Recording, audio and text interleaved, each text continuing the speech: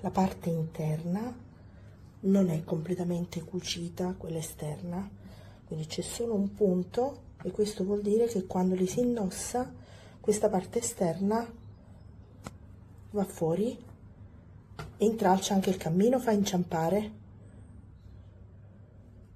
Sono pessimi, veramente pessimi.